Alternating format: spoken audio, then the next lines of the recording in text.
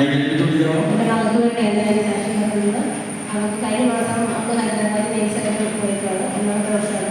കഴിഞ്ഞ മാസം അവർക്ക് ഭയങ്കര നടുവേദനയും വേദനയുണ്ട്. അപ്പോൾ അതൊന്ന് സ്കാൻ ചെയ്യാൻ പറഞ്ഞു. മൂത്രത്തിക്കല്ലിൻ്റെയാണോ നോക്കി സ്കാൻ ചെയ്തപ്പോൾ മൂത്രത്തിക്കല്ലിൻ്റേതുണ്ട്.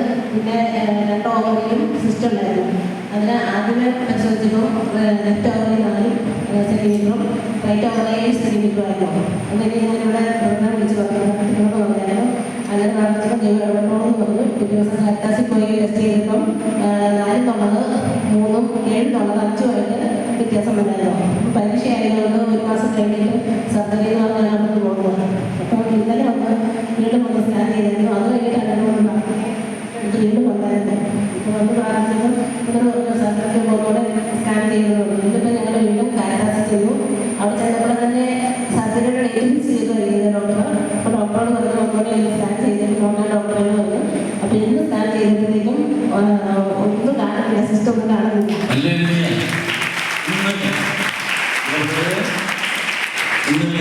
സ്കാൻ റിപ്പോർട്ടും അതിന് മുഴയുള്ളതും ഒക്കെ ആയിട്ടാണ് ഈ മകൾ ഇവിടെ ഫാദറും കൂടെ പ്രാർത്ഥിക്കാൻ മുറിയിലേക്ക് വരുന്നത്.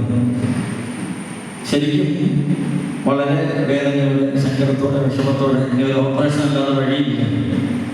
പ്രാർത്ഥിച്ചു കഴിയുമ്പോൾ എന്താ പറഞ്ഞേ, നിന്റെ ഓവറിയിൽ മുഴ കാണൂല, നീ പോയി അടുത്ത ഒരു ടെസ്റ്റ് നടത്തിയിട്ടല്ല, സ്കാൻ ചെയ്തിട്ടല്ലാതെ ഡോക്ടറടുത്തേക്ക് പോകരുത്. കാരണം ഓപ്പറേഷൻ നാളെ ചെയ്യണം. അപ്പോൾ എടുത്തിരിക്കുന്നതിൽ മുഴയുണ്ട്, അതുകൊണ്ടാണ് ചെയ്യേണ്ടത്. ഇനി നീ കർത്താവിൻ്റെ അടുത്ത് വന്നതാണ്, നീ പ്രാർത്ഥിച്ചത്, ദൈവം നിന്നെ തൊട്ടത്. അതുകൊണ്ട് ഇനി ഒരു കാര്യം കൂടി ചെയ്ത് ആ റിപ്പോർട്ട് കൊണ്ട് പോകാറുള്ളൂ. എന്താണ് ആ റിപ്പോർട്ട് കൊണ്ട് എന്ത് ഡോക്ടർ നോക്കുമ്പോൾ എന്തില്ല